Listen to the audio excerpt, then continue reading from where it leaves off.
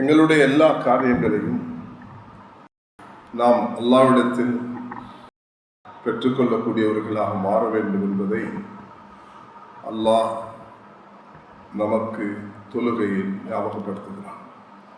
இய்யாக நஅபுது வ இய்யாக நஸ்தஈன்.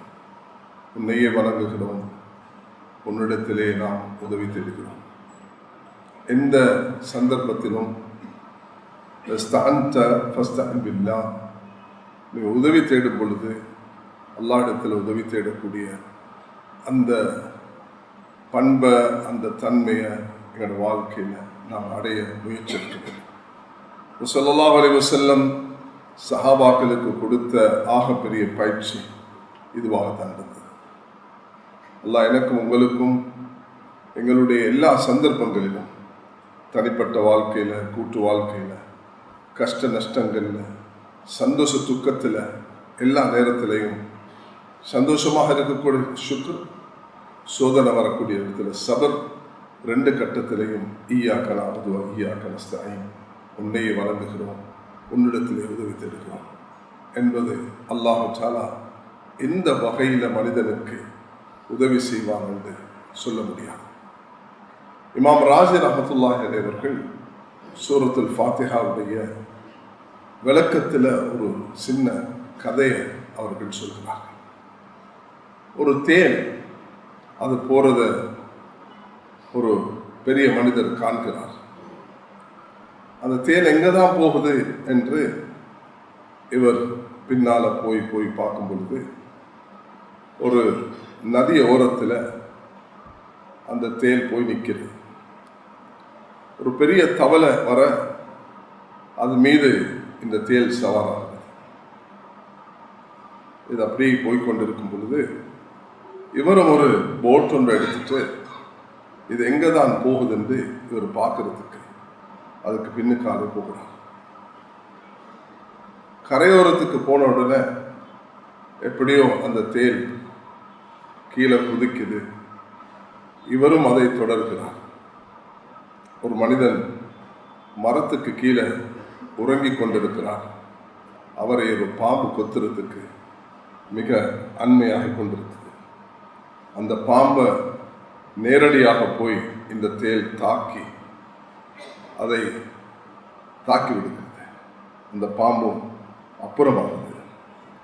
இந்த காட்சை பார்த்து அல்லாஹ் தஆலா இந்த தேலை அந்த பாம்பில் இருந்து பாதுகாக்க, இந்த உறங்கிக் கொண்டிருக்கக்கூடிய மனிதனை பாதுகாக்க அல்லாஹ் எப்படி ஏற்பாடு செய்கிறார் என்பதை அவர் உணர்கிறார் என்பதை இமாம் ராஸி ரஹ்மத்துல்லாஹி அவர்கள் சொல்லி காட்டுகிறார்கள்.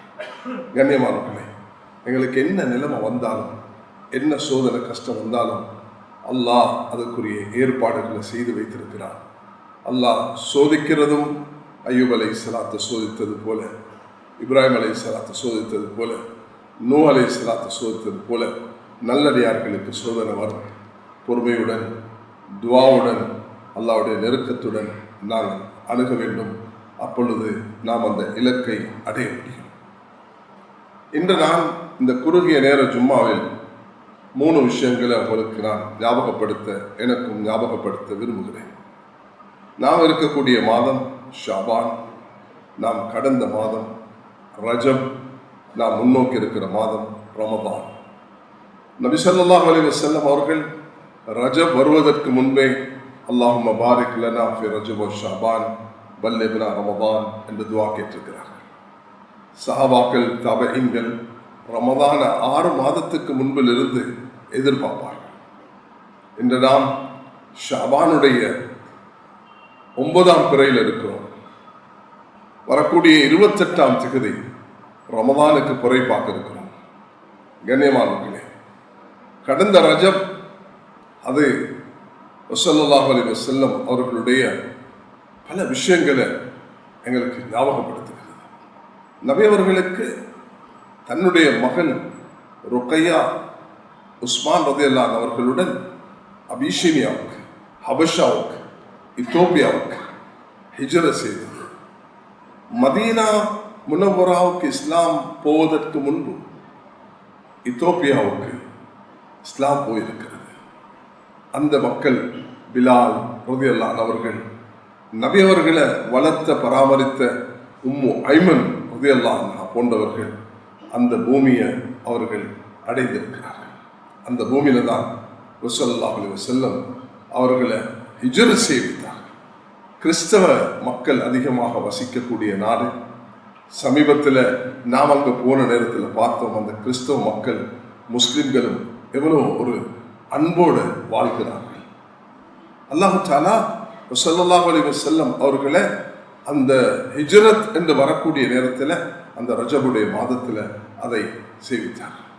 எங்களுக்கு கிடைச்ச பெரிய மாதம் தான் இந்த ரஜப் என்பது நாம் கடந்த மாதம் அடிக்கடி ஞாபகப்படுத்திக் கொள்ள வேண்டும்.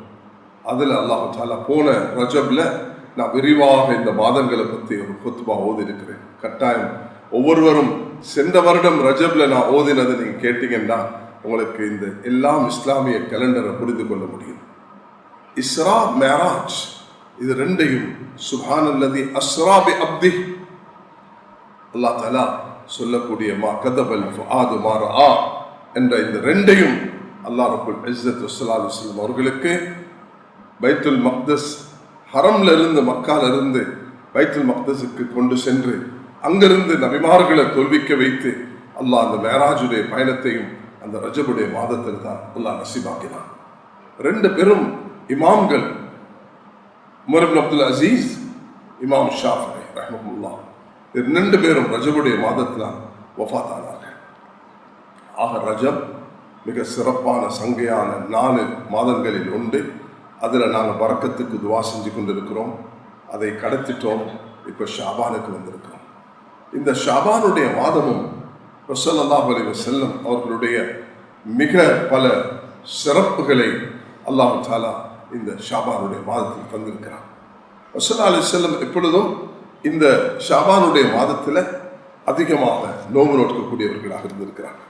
நபி அவர்களுடைய நோன்புகளில் ஆக பிரதானமாக இந்த ஷாபானுடைய மாதத்தை நாம் காணக்கூடியதாக இருக்கிறது. கண்ணியமானவர்களே, இந்த ஷாபானுடைய மாதத்தில் ஸல்லல்லாஹு அலைஹி வஸல்லம் அவர்கள் மிக பிரதானமாக ஒரு விஷயத்தை காண்கிறார்கள். அதுதான் நபியுடைய மனைவியான ஹப்ஸா ரலியல்லாஹு அன்ஹா அவர்கள் உமர் ரலியல்லாஹு அன்ஹு மகளுடைய திருமணம் 2ஆம் ஹிஜ்ரியில் நடைபெறுகிறது. அது ஷாபானுடைய மாதத்தில். ரமதான் அல்லாஹ் தஆலா ஷாபானுடைய மாதத்தில் தான் அல்லாஹ் கடமையாக்குறான். இன்றைக்கு நாங்கள் இருக்கக்கூடிய இந்த 9ஆம் பிறை இந்த ஷாபானுடைய மாதத்தில் தான் அடுத்த மாதம் உங்களுக்கு ரமதான் கடமையாக போகுது என்பதை அல்லாஹ் 2ஆம் ஹிஜ்ரியில் 1442 வருடங்களுக்கு முன்பு அல்லாஹ் இந்த உம்மத்துக்கு கடமையாக்கின கடமை தான் அந்த ரமதான். 1444 ஹிஜ்ரிக்கு முதல் கடமையாக்கப்பட்டது.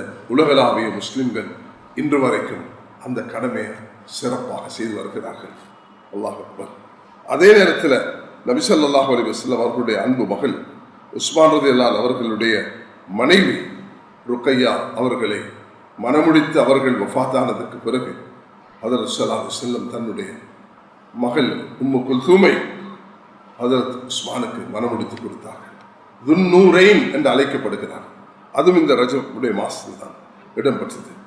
ஹுசைன் ரலியல்லாஹு அன்ஹு அவர்கள் பிறப்பு இந்த ஷாபான் 4ஆம் ஹிஜ்ரியில் இடைபெறுகிறது. கண்ணியமானவர்களே, அடுத்த மாதம் அது ரமதானுடைய மாதம். அந்த மாதத்தை நாங்கள் நீங்கள் எல்லாரும் முன்னோக்கி கொண்டிருக்கிறோம். இன்றிலிருந்தே நாங்கள் அதுக்காக ஆயத்தமாக வேண்டும். அல்லாஹ் இடத்துல மன்றாட வேண்டும், துஆ செய்ய வேண்டும், அதை சிறப்பாக கழிப்பதற்கு.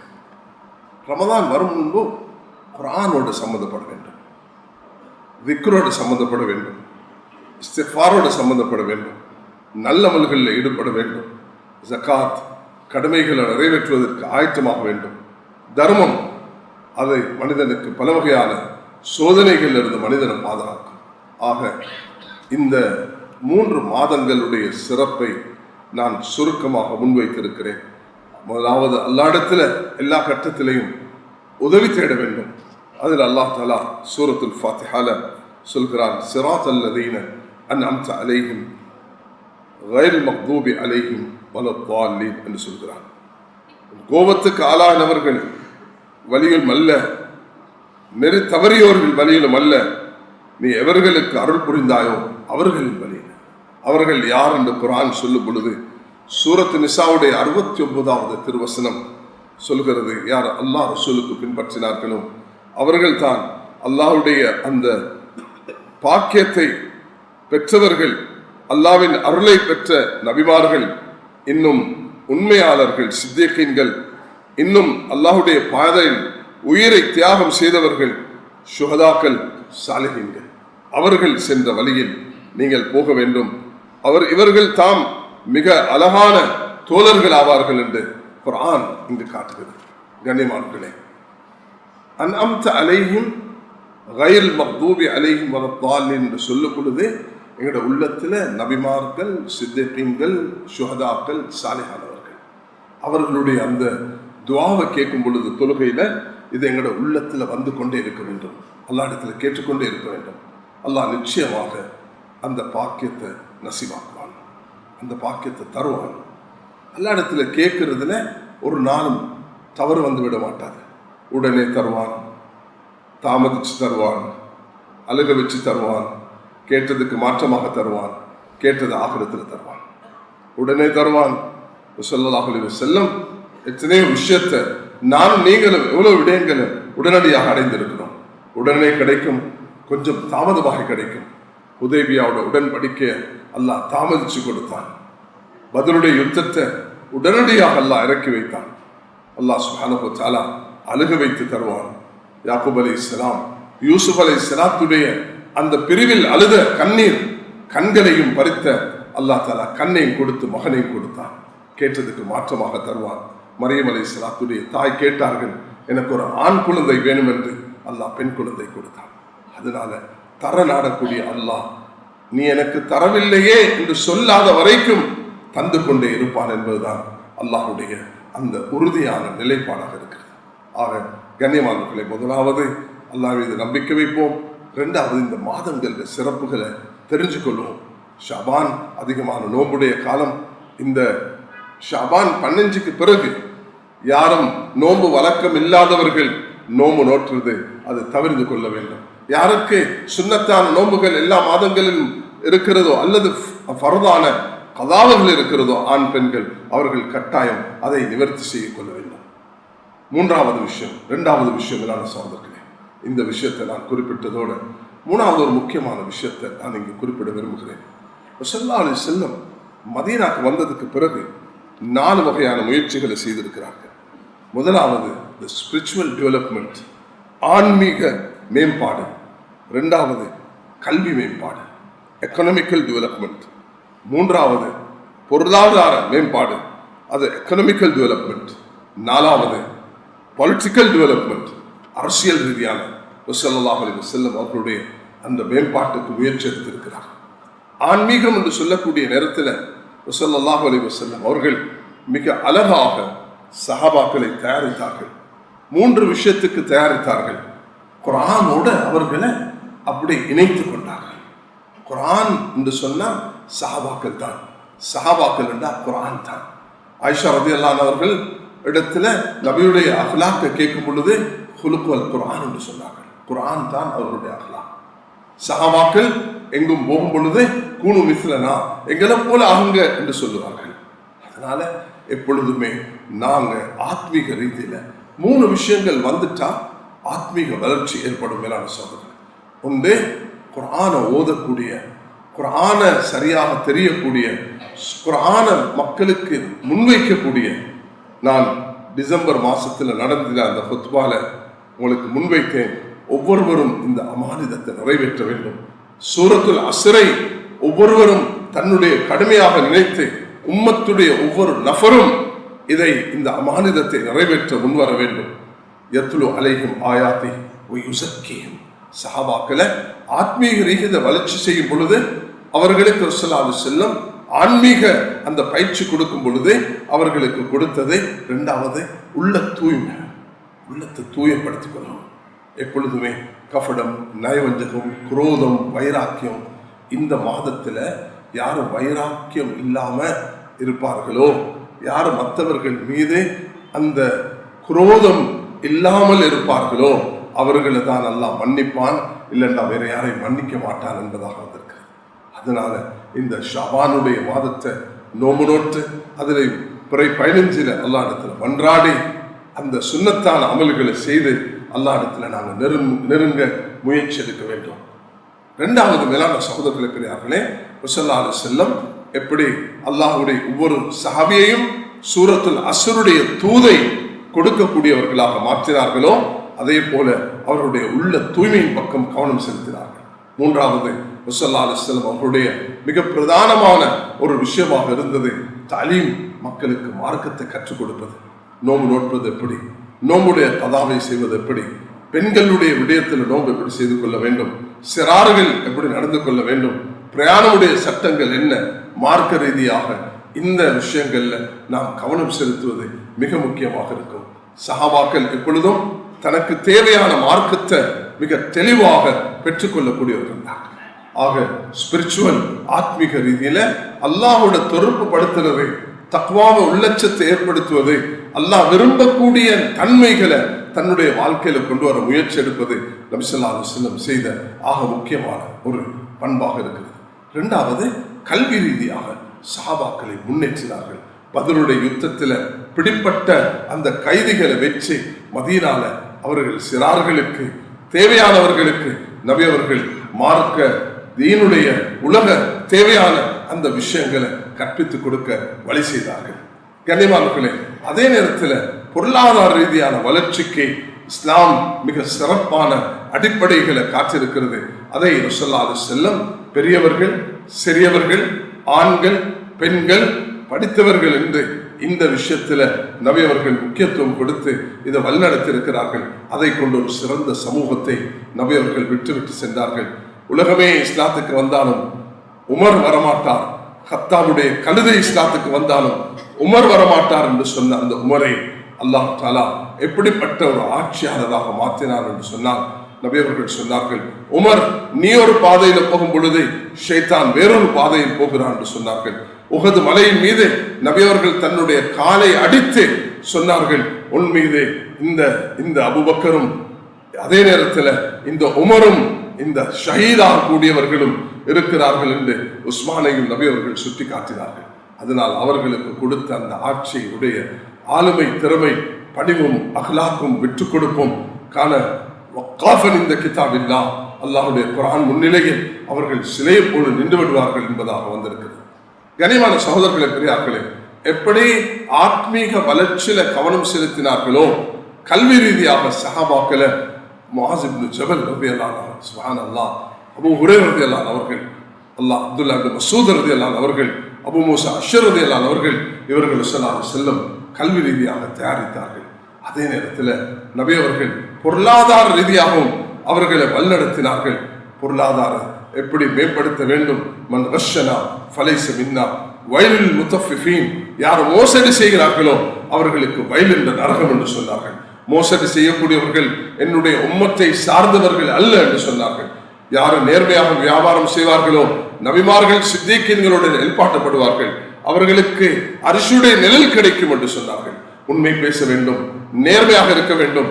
பஜார் என்பது அது சுப்ஹானல்லாஹ், அதை ரிஜாலுன் லா துல்ஹீஹிம் திஜாரத்துன் வலா பைஉன் திக்ரில்லாஹ், சஹாபாக்களை பற்றி குர்ஆன் பாராட்டும் பொழுது அந்த பொருளாதாரத்தின் உச்ச கட்டத்தை ஸல்லல்லாஹு அலைஹி வஸல்லம் ஏற்படுத்தி கொடுத்தார்கள் என்றால் சஹாபாக்கள் அந்த அடிப்படையோடு வாழ்ந்தார்கள். அவர்களுடைய அந்த தொழுகை, அவர்களுடைய திக்ர், அவர்களுடைய குர்ஆன், அவர்களுடைய உள்ளச்சம், அவர்களுடைய தக்வா, சுப்ஹானல்லாஹ், அது ஒரு உச்ச கட்டத்தை அடையக்கூடிய அந்த பாக்கியத்தை பெற்றிருந்தது. அதே நேரத்தில் கண்ணியவான்களே, நாலாவது அரசியல் ரீதியாக அபூபக்கர், உமர், உஸ்மான், அலி ரலியல்லாஹு அன்ஹு அவர்களை ஸல்லல்லாஹு அலைஹி வஸல்லம் எப்படி தயாரித்தார்கள், முஆவியா, ஹசன், ஹுசைன் ரலியல்லாஹு அன்ஹு அவர்களை எப்படி தயாரித்தார்கள்.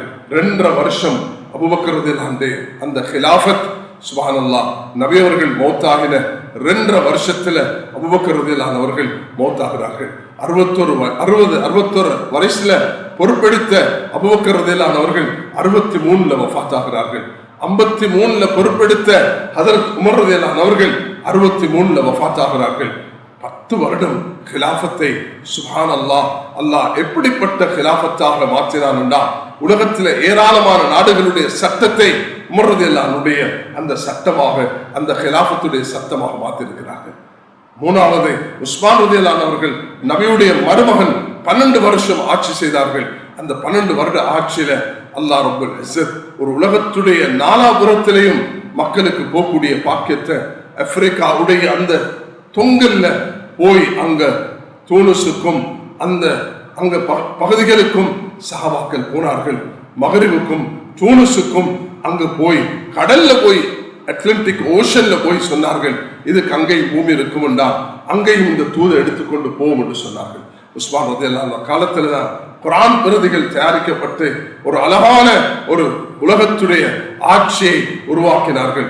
30 வருட ஆட்சியில 4வது கலீஃபாவாக வந்த ஹதரத் அலி ரலியல்லாஹு அன்ஹு அவர்களுடைய 4 வருஷ ஆட்சி அப்படி சிறப்பாக இருந்தது. அவர்கள் எங்க பயிற்சி பெற்றார்கள்? மதீனாவுடைய அந்த மஸ்ஜிதுன் நபவியில் மக்காவுடைய சூழலில் இந்த 4 பேரும் பயிற்சி பெற்றார்கள். தியாகம், கஷ்டம், பொருளாதார நெருக்கடி, இதற்கு மத்தியில தான் இஸ்லாத்தை மக்காவில் வளர்த்தார்கள். மதீனாக்கு போனதுக்கு பிறகு அப்படிப்பட்ட ஒன்றை உருவாக்கினார்கள். இது விரிவான ஒரு தலைப்பு. இன்ஷா அல்லாஹ் வேறொரு சந்தர்ப்பம் கிடைக்கும் பொழுது இதை நான் பேசுவேன். எப்படி ஸல்லல்லாஹு அலைஹி வஸல்லம் அவர்கள் இந்த 4 அடிப்படையில உம்மத்தை தயாரித்தார்கள். அவர்களை ஸல்லல்லாஹு அலைஹி வஸல்லம் அவர்கள் ஆத்மீக வளர்ச்சியுடன் கல்வியின் பக்கமும் அதுல குர்ஆன் ஹதீஸ் ஃபிக்ஹுடைய கல்வியோட என்ன கலைகளை கொடுக்க முடியுமோ அந்த கலைகளுக்கு உற்சாகப்படுத்தி அவர்களை அதே நேரத்தில் ஸல்லல்லாஹு அலைஹி வஸல்லம் ஆண்களை, பெண்களை, சிறார்களை, பெரியவர்களை, துறை சார்ந்தவர்களை நபி அவர்கள் தயாரித்து விட்டு சென்றார்கள். அதனால நான் நீங்களும் இந்த 9வது துறையில் இருக்கிறோம். ரமதான அடையிறதுக்கு ஆயத்தமாகி கொண்டிருக்கிறோம். அந்த ரமதானுக்காக நான் நீங்களும் 2 விஷயத்தில் ஈடுபடணும். ஒன்று தௌபா, இஸ்திக்ஃபார். யா அல்லாஹ், இவ்வளவு காலம் என்னால நடந்த தவறுகளை நீ மன்னிச்சு. அல்லாஹ்க்கு சரியான விருப்பம் தனிமையில மனிதன் தந்த குற்றங்களை கேட்டு கேட்டு மன்னிப்பு கேட்கிறது. சில வாலிபர்களை பார்க்கக்குள்ள எங்களுக்கே போராமையாக இருக்குது. அவர்களுடைய கண்ணீர், அவர்களுடைய அழுகு, அவர்களுடைய துடிப்பு. ஷாபுல் நஷா ஃபி இபாதத்தில்லாஹ் 7 பேருக்கு அரிசியில் நிழல் கிடைக்கிறது. சில வாலிபர்களுக்கு எல்லாம் கொடுப்பாராம். ஏன்? அவர்கள் தன்னுடைய வாலிபத்தை எப்படி பயன்படுத்தினார்கள். இன்றைய வாலிபம் எதிர்காலத்தில் எங்களுடைய செல்வங்கள். வாலிபர்களே, பல வாலிபர்கள் இங்கு இருக்கிறீர்கள். உங்களுக்கு நான் குறிப்பாக சொல்கிறேன், பாவம் செய்வது லேசு, நன்மை செய்வது கஷ்டம். அப்படி அல்ல.